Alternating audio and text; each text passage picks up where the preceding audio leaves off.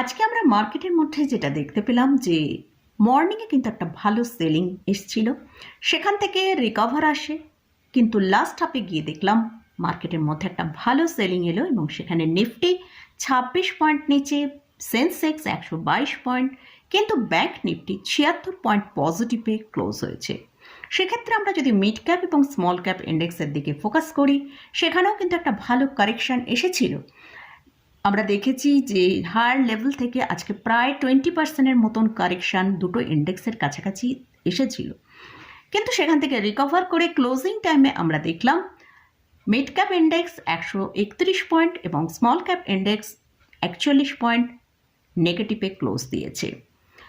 তো আগামীকাল Nifty bank Nifty কীরকম ট্রেড করবে এবং নিফটি ব্যাংক নিফটির কোথায় ইম্পর্ট্যান্ট লেভেল আছে সেগুলো নিয়ে ডিসকাস করব। এর সাথে সাথেই দুটো স্টক নিয়ে আমার এক ভিউয়ার্স জানতে চেয়েছেন, সেই স্টক দুটো নিয়েও আলোচনা করব। তাহলে চলুন ভিডিওটা শুরু করা যাক। ভিডিও শুরু করার আগে বলি, চ্যানেলে যদি ফার্স্ট টাইম ভিজিট করে থাকেন তাহলে অবশ্যই চ্যানেলটা সাবস্ক্রাইব করে নেবেন আর পাশে থাকা বেল আইকনটা প্রেস করে রাখবেন। আমি ভিডিও আপলোড করার সাথে সাথে আপনাদের কাছে ভিডিওটা পৌঁছে যাবে। তো আজকে নিফটির মধ্যে মর্নিংয়ে আমরা একটা ভালো কারেকশান দেখতে পেয়েছিলাম, যেটা লো তৈরি করেছিল 23,798। সেখান থেকে আবার আমরা রিকভারিও দেখতে পেয়েছি, যেটা 23,144 পর্যন্ত রিকভার করে, কিন্তু ক্লোজিং টাইমে আমরা আবার সেলিং দেখলাম এবং ক্লোজিং টাইমে ক্লোজ দিয়েছে 23,045-এর কাছে। তো আজকে কিন্তু তার যে স্ট্রং সাপোর্ট 22,800, সেই সাপোর্টটা কিন্তু মেনটেন করেছে। তো নিফটির জন্য এখন যেটা ইম্পর্ট্যান্ট লেভেল সেটা হচ্ছে ওপরের দিকে 23,300 থেকে 23,400। এই লেভেলটার কাছে কিন্তু ভালো সাপ্লাই আসতে পারে, কারণ অনেক মানুষরা আছেন যারা হায়ার লেভেল এলেই নিফটিতে একটা সেলিং করবেন। তো সেই জন্য 23,300 থেকে 23,400 এই জায়গাটায় কিন্তু একটা খুব ইম্পর্ট্যান্ট লেভেল এবং এখানটায় সাপ্লাই আসতে আমরা দেখব। আর নিচের দিকে 23,750 থেকে 23,800 এই লেভেলটার ব্রেক করে যদি নিচে ট্রেড করে, সেখানে কিন্তু নিফটির মধ্যে ফ্রেশ সেলিং আসতে পারে। তো এটা গেল নিফটি নিয়ে আলোচনা করলাম। এবারে আসছি ব্যাংক নিফটি। ব্যাংক নিফটি কিন্তু নিফটির থেকেও ভালো পজিটিভে ট্রেড করেছে, কারণ আমরা দেখেছি আরবিআইয়ের যে পলিসি এসছে, এছাড়াও বিভিন্ন ব্যাংকিং স্টকের যে আর্নিংয়ের রেজাল্ট, Q3 আর্নিংয়ের রেজাল্ট এসছে, সেখানে আর্নিংয়ের রেজাল্ট কিন্তু খুব ভালো এসেছে। তার জন্য কিন্তু আমরা ব্যাংকিং ইন্ডেক্সের মধ্যে একটা কারেকশান হচ্ছে, কিন্তু কম কারেকশান হচ্ছে। তো মার্কেটে যদি রিকভার আসে তাহলে কিন্তু সব থেকে প্রথম এই ব্যাংকিং ইন্ডেক্সের মধ্যেই আমরা রিকভারটা দেখতে পাবো। তো ব্যাংক নিফটির জন্য যেটা এখন স্ট্রং সাপোর্ট সেটা হচ্ছে 48,800 থেকে 48,700। যতক্ষণ এর ওপরে আছে আমরা ব্যাংক নিফটিতে ভালো মুভ দেখতে পাবো। আর ব্যাংক নিফটির জন্য ইম্পর্ট্যান্ট লেভেল ওপরের দিকে যেটা আছে সেটা হচ্ছে 49,700 থেকে 49,900। এই জায়গায় কিন্তু ব্যাংক নিফটিতেও ভালো সাপ্লাই আসতে পারে, তাই আমাদের কিন্তু এই লেভেলটা খুবই ইম্পর্ট্যান্ট। এই লেভেলটা আমাদের ওয়াচে রাখতে হবে।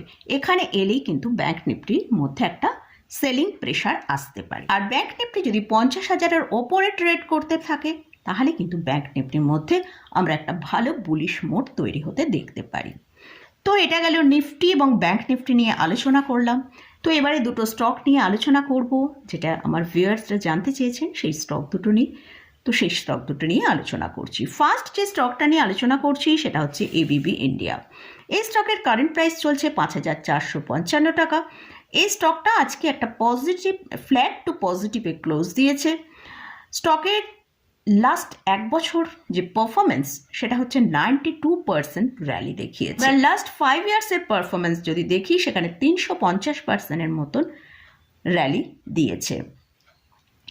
এই স্টকের সর্বোচ্চ হাই এবং যেটা 52 হাই সেটা হচ্ছে 9,140 টাকা।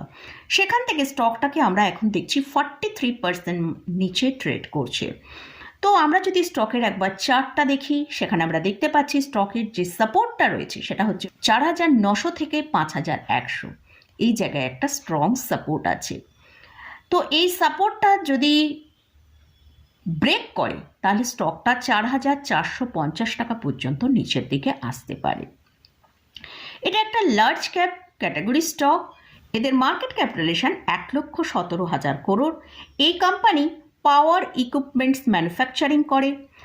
আর এই এবিবি লিমিটেড একটা global electrification and automation company.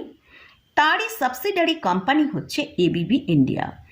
এই কোম্পানির কারেন্ট পি চলছে 68.43, ইন্ডাস্ট্রি পি যদি দেখি 78.17। তাহলে স্টকটা কিন্তু এখন অনেকটা আমরা নিচের দিকে দামে পাচ্ছি।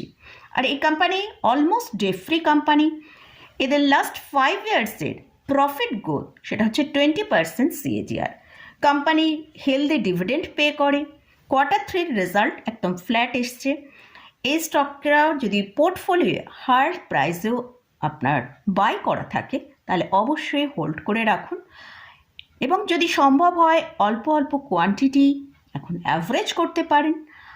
কারণ কোম্পানি ফান্ডামেন্টালি খুবই স্ট্রং। কারণ মার্কেটে যখন বুলিশ মুড ছিল স্টকের মধ্যে আমরা একটা ভালো র্যালি দেখতে পেয়েছি, আর এখন যেহেতু মার্কেটে একটা ভালো কারেকশান হচ্ছে তাই স্টকটা কিন্তু একটা ভালো ডিক্লাইন দেখাচ্ছে। তো এই ডিক্লাইনগুলোই কিন্তু আমাদের কাছে একটা বাই অপরচুনিটি। নেক্সট যে স্টকটা নিয়ে আলোচনা করছি সেটা হচ্ছে অ্যাঞ্জেল ওয়ান। এই স্টকের কারেন্ট প্রাইস চলছে 2,345 টাকা। এই স্টকটার একটা নিউজ রয়েছে, তারই পরিপ্রেক্ষিতে আজকে স্টকটার মধ্যে আমরা একটা র্যালি দেখতে পেয়েছি। যে নিউজটা আছে সেটা হচ্ছে Angel One mutual fund launch করেছে Angel One Nifty total market ETF। এটা লঞ্চ হয়েছে 10ই ফেব্রুয়ারি। তারই পরিপ্রেক্ষিতে আজকে আমরা দেখেছি 4.18% র্যালি দেখিয়েছে।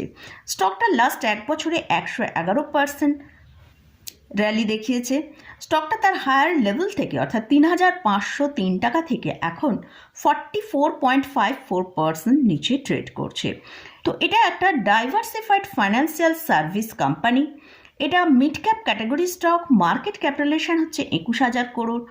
কারেন্ট পি হচ্ছে 15.9, মিডিয়ান পি হচ্ছে 19.4, অর্থাৎ মিডিয়ান পি এর থেকে কিন্তু এখন স্টকটা আমরা দেখতে পাচ্ছি অনেকটা নিচের দিকে ট্রেড করছে।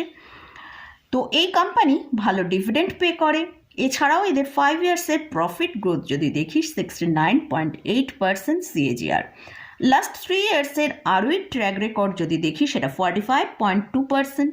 ফান্ডামেন্টালি এই স্টকটা কিন্তু একটা খুবই গুড কোম্পানি। এছাড়াও এখানে আমরা FIs এবং DIsদের যদি পজিশন দেখি দুজনের মিলিয়ে 28%-এরও বেশি FIs এবং DIs হোল্ডিং করছে। তো এই স্টকটাকেও যদি পোর্টফোলিওয়ে হোল্ড করা থাকে অবশ্যই হোল্ড করুন। লং টার্মের জন্য এই স্টক ভালো রিটার্ন দেবে। দেখুন, স্টক মার্কেটে আমরা ভালো ওয়েলথ ক্রিয়েট করার জন্যই কিন্তু ইনভেস্টমেন্ট করি। তাই আমাদের কিন্তু এইরকম মার্কেটে যখন 10%, 12%, 15% কারেকশান আসবে তখন কিন্তু আমাদের পেশেন্স রেখে ভালো স্টক যদি আপনার পোর্টফোলিওয়ে থাকে সেগুলোকে হোল্ড করতে হবে। তবেই কিন্তু আমরা মার্কেটের থেকে ভালো রিটার্নটা পেতে পারবো। মার্কেটের মধ্যে এরকম আপ ডাউন আসবে। যদি গুড কোম্পানি আপনার পোর্টফোলিও হোল্ডিংয়ে থাকে লং টার্মের জন্য তাহলে অবশ্যই সেখান থেকে ভালো রিটার্ন পাবেন। তবে হ্যাঁ, যদি কোনো পেনি স্টক বা উইক ফান্ডামেন্টাল স্টক আপনার পোর্টফোলিও থেকে থাকে সেখান থেকে রিটার্ন হয়তো নাও পেতে পারেন। তাই আমি সব সময় বলি যখনই কোনো পোর্টফোলিও ক্রিয়েট করবেন অবশ্যই গুড ফান্ডামেন্টাল স্টক রিসার্চ করে তারপর পোর্টফোলিও অ্যাড করুন।